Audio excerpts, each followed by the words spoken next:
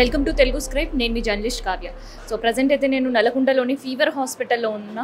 So fever హాస్పిటల్కి ఎప్పుడు కూడా మనకి వైరల్ ఫీవర్స్ ఉన్నా, డెంగ్యూ, మలేరియా, టైఫాయిడ్ ఇట్లాంటి ఏ ఫీవర్స్ ఉన్నా, సీజనల్ డిసీజెస్ క్రౌడ్ అనేది పెరుగుతూ ఉంటుంది. మరి ఇవాళ ప్రజెంట్ ఓపీ ఎట్లా ఉంది, ఎట్లాంటి కేసెస్ మెయిన్గా వస్తున్నాయి అండ్ ప్రికాషన్ మెజర్స్ ఎట్లాంటివి తీసుకోవాలనేది తెలుసుకుందాం. ప్రజెంట్ మనతో డాక్టర్ ఉన్నారు, సార్ మనం మాట్లాడదాం.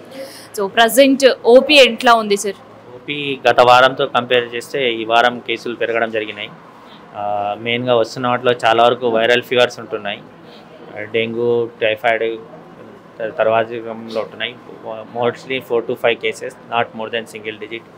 ఈవెన్ అడ్మిషన్ అవుట్ సైడ్ అందరు కూడా థ్రాంబోసైటోపినియా అవి ఎక్కువ కంప్లైంట్ అవుతున్నాయి, వైరల్ ప్లేట్లెట్స్ తగ్గడం వైరల్ ఫీవర్ వల్ల. So apart from that most of the cases స్టేబుల్గానే ఉంటున్నాయి. రెఫరల్ కూడా ఎక్కువ అవసరం పడట్లేదు ఉన్న కేసుల్లో కూడా.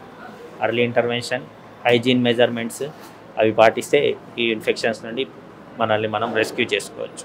సో వైరల్ ఫీవర్స్ అంటున్నారు కదా, ప్రికాషన్ మెజర్స్ ముందుగానే ఏం తీసుకోవాల్సి ఉంటుంది patient? General measurements, hygiene maintain చేయడం, హ్యాండ్ వాష్ని ఇంపార్టెన్స్ ప్లేస్లో పెట్టుకోవడం, అన్క్లీన్లీనెస్ టైడీ ఉండే ఆబ్జెక్ట్స్ని 1-to-1 హ్యాండిల్ చేయడంలో సోషల్ మెయింటైన్ చేస్తే దాని నుండి మంచి రిజల్ట్స్ ఉంటాయి. మెయిన్గా వైరల్ ఫీవర్కి హైజీన్ అయితే బెస్ట్ ఆన్సర్. ఇప్పుడు ఇవాళ దాదాపు ఓపీ ఇప్పటి వరకు ఎంత వచ్చింది, నిన్న ఎంత వచ్చింది సార్?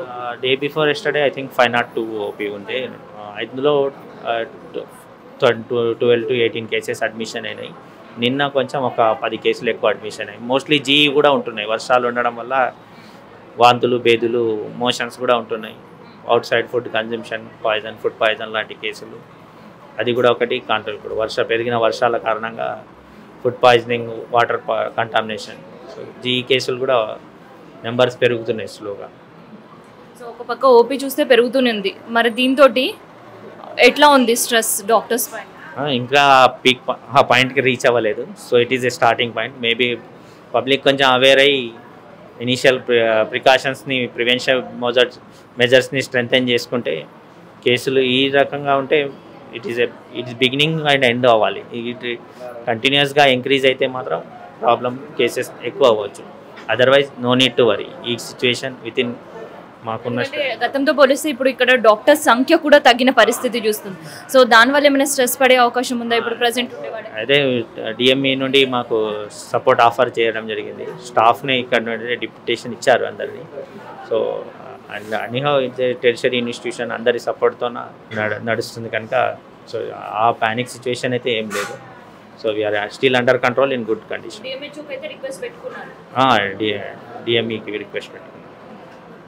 దాదాపు ఇప్పుడు ఇంకా మీకు ఎంతమంది స్టాఫ్ పెంచితే ఇంకా కంఫర్టబుల్గా సర్వీస్ చేయగలుగుతారు సార్? అది మేడం, ఆర్ఎంఓ మేడం దగ్గర ఉంటే సెన్సెస్. ఎందుకంటే నేను రీసెంట్గా ఇక్కడ ట్రాన్స్ఫర్ అయ్యి వచ్చాను. సో మోస్ట్లీ ఆఫ్ ది ఇంకా 4-5 మెంబర్స్ ఉంటే మోర్ దెన్ ఎనఫ్ అంతే.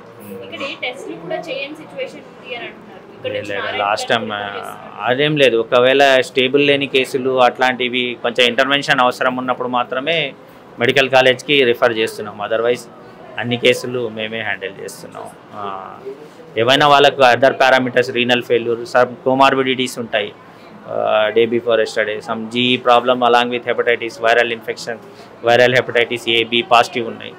సో దానికి కంప్లీట్ గ్యాస్ట్రంటాలజిస్ట్ ఆర్ ఫిజిషియన్ అవసరము. సో అట్లాంటి గ్యాస్ట్రంటాలజిస్ట్, అట్లాంటి హై అండ్ అవసరం ఉన్నప్పుడే రెఫర్లు పెట్టుకుంటున్నాం.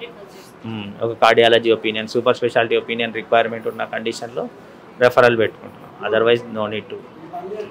సో ఇప్పుడు సార్ చెప్పిన గ్యాస్ట్రంటాలజీ కావచ్చు, కార్డియాకి సంబంధించిన రిలేటెడ్ డాక్టర్స్ ఇక్కడ నుంచి డెప్యుటేషన్ పైన వెళ్ళిపోయిన వాళ్ళు కొంతమంది అయితే, కొంతమంది ట్రాన్స్ఫర్స్తో వెళ్ళిపోయారనమాట.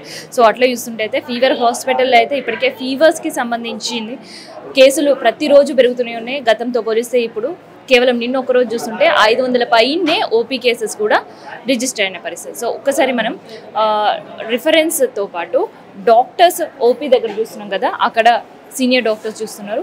ఇంకా మ్యాక్సిమం మిగతా చోట్ల మనకు మాత్రం జూడాస్తో అండ్ దాంతోపాటు పీజీ స్టూడెంట్స్తో మాత్రమే ఫీవర్ హాస్పిటల్ నడిచే పరిస్థితి మనకు కనిపిస్తుంది అనమాట.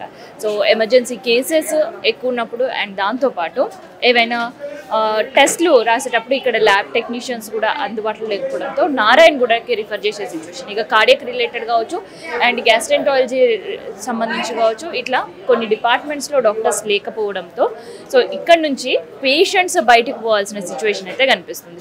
సో ఫుల్ ఫ్లెడ్జ్గా డాక్టర్స్ అవైలబిలిటీ ఉంటే, ఇది వైరల్ ఫీవర్ సీజన్. సో ఈ సీజన్లో ఇక్కడ వచ్చే వాళ్ళకి కంప్లీట్గా సర్వ్ చేయాలి, వాళ్ళకి ట్రీట్మెంట్ ఇవ్వాలి అని అంటే డాక్టర్స్ అయితే మస్ట్. కానీ ఇప్పుడు గవర్నమెంట్ హాస్పిటల్ పరిస్థితి ఏంటంటే పేషెంట్ సంఖ్య పెరుగుతుంది, అక్కడ ఎక్విప్మెంట్స్ కొంతవరకు ఉంటుంది అండ్ ఫెసిలిటీస్ ఉన్నాయి, కాకపోతే డాక్టర్స్ చూసే వాళ్ళు లేకపోవడంతో పీజీస్ పైన కూడా భారం పడే అవకాశం అయితే పూర్తి స్థాయిలో కనిపిస్తుంది. ఇక గోల్కొండ హాస్పిటల్, ఏరియా హాస్పిటల్లో కూడా పరిస్థితి ఇది. అక్కడ దాదాపు 800కు పైగా ఓపీ టచ్ అయినా కూడా అక్కడ అడ్మిట్ చేసుకోవాల్సిన పేషెంట్స్ 100కు పైగా ఉన్నప్పటికీ కూడా అక్కడ డాక్టర్స్ లేకపోవడం, కేవలం జూనియర్స్తో మాత్రమే అక్కడ ఉండే ఏరియా హాస్పిటల్ నడుచుతోటి ఎక్కడ కూడా అడ్మిట్ చేయ పరిస్థితి లేకపోవడంతో వాళ్ళని ఉస్మానియాకు, అటు గాంధీకో రాసిచ్చే పరిస్థితి కనిపిస్తుంది. సో ఇది ఫీవర్ హాస్పిటల్లో ఉండే సిచ్యువేషన్.